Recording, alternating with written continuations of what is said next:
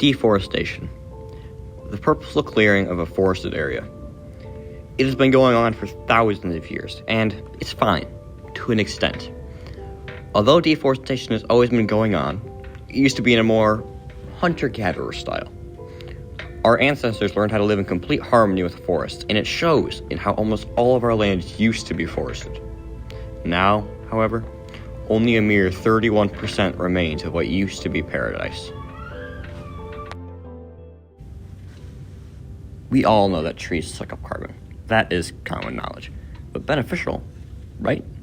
Not if we cut down all the trees, releasing the carbon from their wood, preventing that tree from pumping more carbon into the ground, and undoing all the good progress that tree has made in its lifetime.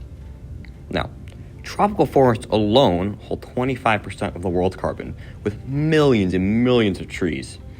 And the way they do this, in simple terms, is that the plants that are more woody hold a lot of carbon, as they can not only pump carbon they sequester into the ground, but also store some of that carbon in themselves. With that information, you can probably guess that forests are really good at storing carbon. I know I already said that, but that's why they're so good at storing carbon. Now, unfortunately, as we all know, we are cutting down these forests at an unheard of rate, releasing all the carbon they've sequestered, taking all the good they've done, and using it to fuel one of the world's most ever-present problems, climate change. Now, when I put it like that, it seems kind of like a foregone conclusion as to what we should do. We should immediately stop all cutting of timber and instead replant our forests to give some long-term security to climate change. There are, however, many reasons to harvest timber. Maybe we could just do it differently. Sorts of things.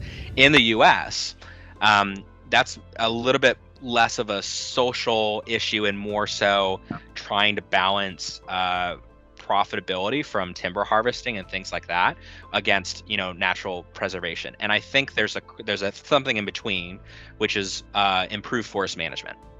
And so in that instance, you have things like selective cutting that are harvesting selectively harvesting timber for use without clear cutting, or you have extensive restoration effort that's put in to areas that have been harvested.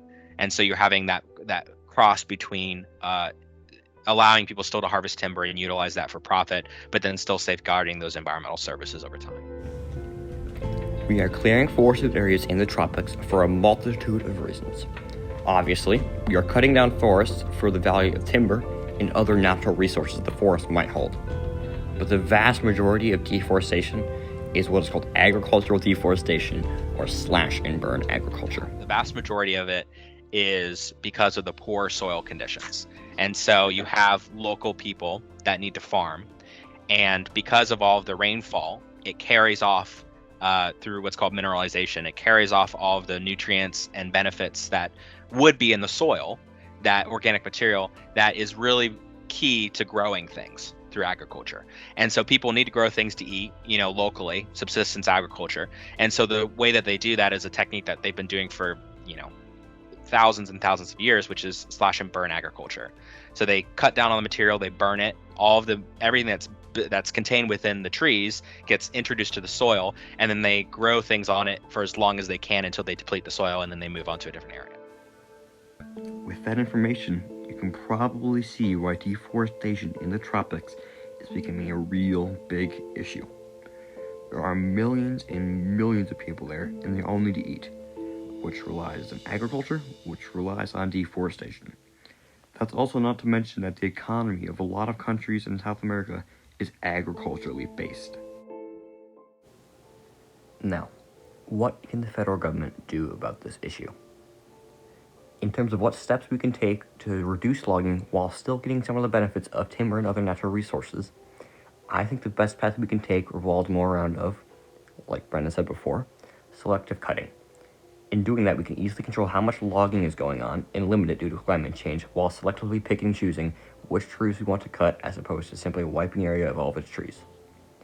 To further incorporate this notion of selective cutting into our society, we could even go as far as to enforce selective cutting as opposed to clear cutting. Who knows, this could very well inspire other nations to do the exact same. I also believe the federal government could engage in some more foreign aid programs. In doing this, we could assist in making deforestation not such a reliant economically for a lot of the countries in the tropics, which could really help slow down the issue. I feel as if these two things are very important when next handling the issue of deforestation. Now, lastly, one last thing I'd like to mention. There are also many, many other aspects of deforestation I didn't even touch on, like deforestation in boreal forests, or what happened to animals that lived in forests that have been harvested, or even fires. But I think those have to all be for another time.